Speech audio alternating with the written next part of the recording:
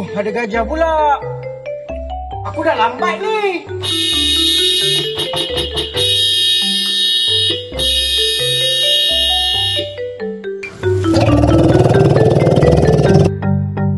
May I come in?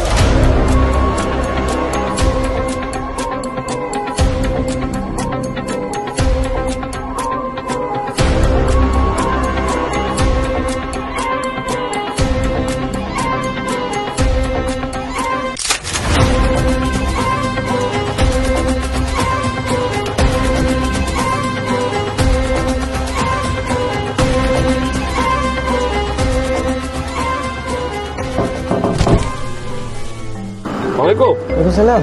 Ni nak balik raya ke ni? Nak balik raya. Kita katakan orang tadi.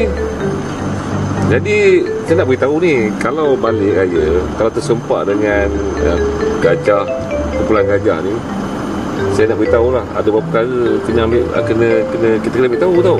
Yang pertama, kita jangan bunyikan horn ataupun pasang lampu tinggi.